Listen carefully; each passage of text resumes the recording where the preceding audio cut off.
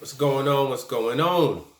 Well, it seems as if the fight might be going on between Javier Fortuna and Ryan Garcia. I guess the WBC has ordered a fight between the two of them. And I mean, as far as the WBC ordering fights, it doesn't really mean anything.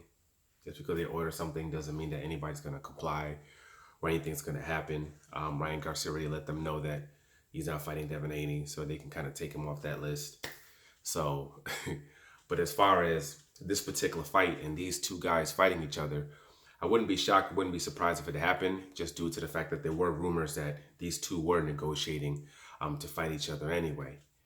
So if that's the case, then you know, obviously, or whatever you're ordering it, I guess they can have some interim WBC belt. I guess it's supposed to be on the line or whatever, which then puts Ryan to a space where he can hold up another WBC belt as if he's a champion, if he's capable of winning the fight.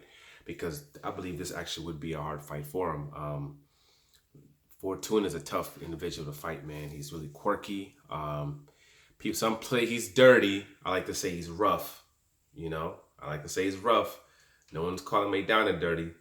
With all this elbows and knees to the groin and biting gloves and all that other stuff. So I'm gonna just say he's a really rough fighter. He's a tough fighter to fight, and he can make anybody look bad. Give a lot of different things he'll bring into that ring that Ryan Garcia actually hasn't seen before, and it's gonna force him to open up those additional layers. Just like in his last fight, boop, he ended up getting caught, brought down.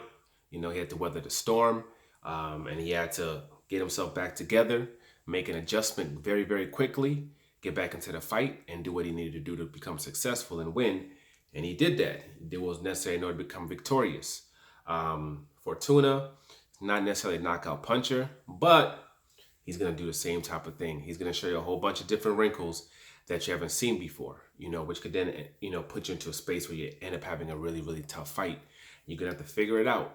And, hopefully they do make the fight, because these are the steps that he needs to take. I know a lot of people, keep screaming, oh, he needs to fight Teofimo Lopez. He needs to fight Javante Tank Davis. And he spills this on too, because he keeps talking and talking and talking about, oh, he can knock anybody out and he wants only the best and he wants this and that. And of course it doesn't happen, because his team understands that he is a prospect. I mean, he's a prospect that's popular. He's a prospect that is in the, I guess you could say contender now. You probably could say he's a contender now, that's in the limelight, but there's still steps that he needs to take in order to be successful, in this game. And you can't just skip it. Just like Ortiz Jr. Ortiz Jr. keeps screaming about the big names too. Oh, I want Spence, or I want Terrence Crawford. I want him this year. I'm calling him out. I'll beat him. I'll knock him out. Blah, blah, blah, blah. He's talking all this stuff, but when you listen to his team, it seems like, yeah, he can do it. But why are we going to fight him right now for? Let's just, take our time. Let him just, continue to build his skills up and get better. Then we'll take on the champions later on, which is kind of, you're contradicting yourself. Because if he's capable of taking on these guys and he has all the skills, then there's no need for all these other fights.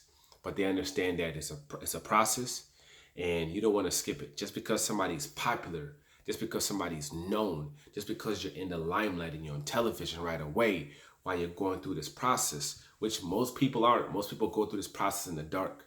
Undercards, fights that aren't on television, till they reach you. When you finally really see them, they're on their 15th, their 16th, sometimes 20th, 25th fight. You're not seeing them for fight 1, 2, 3, 4, 5, 6, 7, 8. You usually don't see them like that. But just because they're in the limelight and just because they're on camera, it doesn't mean that that process that you have to go through somehow can be skipped. There's no, fast forward button that's in there. Even though they're being seen on a regular basis, they still have to go through step by step by step by step.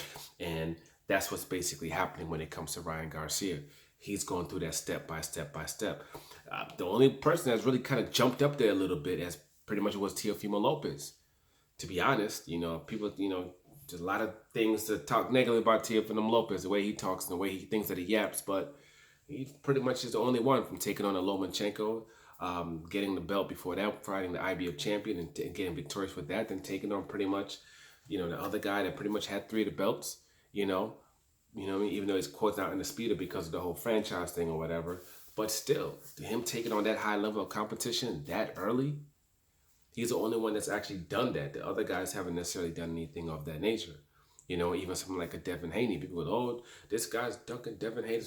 But when it comes to Fortuna's willing to fight him, they don't want to fight Fortuna. Lomachenko's like, "I'll fight him. Just pay me right, I'll fight him." And they're calling out Fortuna. Lomachenko, while they already have a fight signed up to fight Linares. They already have that set up. Oh, they wanted Gary Russell. Oh, we want Gary Russell. We call out Gary Russell when they already have a fight signed with Gamboa. So they're kind of just playing the Eddie Hearn bullshit, type of tricks, blueprint, I guess you could say. So even with him, they're still moving him a certain way. They want to give the perception that he'll fight anybody. But then what they're actually doing is they're still moving him a certain way. And they're not going to put him to, let's say, things that could be really dangerous until later on in his career. And even though he has the belt and everything and has all this fanfare, they're still trying to progress him in a certain way. Still. And Ryan Garcia, same type of thing, with him as well. And this is a great step up for him. So hopefully it happens. Hopefully it happens. We know he ain't fighting no Manny Pacquiao.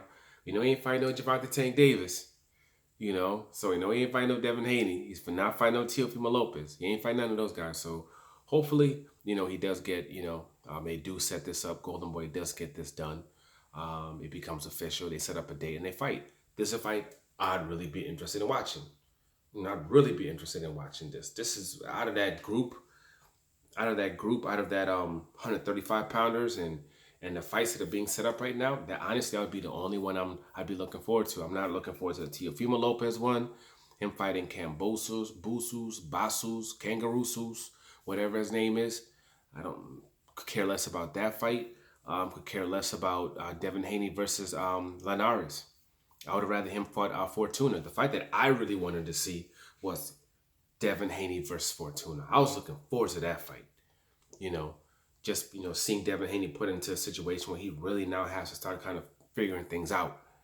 And it's not going to happen. So with Linares, not interested at all. You might as well, I would have been happier if they were able to have done something like, let's say, Katana, who gave Teofimo Lopez issues, tall, lanky, just coming off a knockout win. If they were even able to set up a fight with somebody like him, because he has a lot of power, great movement too, but a lot of power. And then Devin Haney's light with his punches. So this guy's going to come for you. So it's like, are you going to be able to keep that guy off of you? And if he catches you, are you going to be able to take his punch? I would have been interested in that even.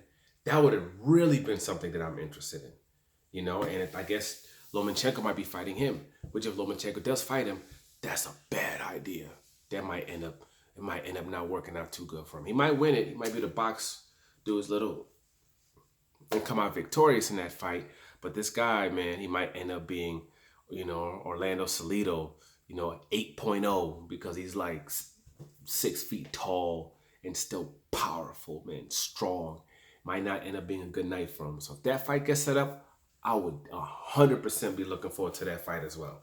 So those would be the only two guys that really would be setting up fights, next that I would actually like if they, come to fruition. Lomachenko versus Katana, whatever his name is, and Ryan Garcia versus Fortuna. Those would be the two fights in that weight class that has been made that I'd be looking forward to. Period.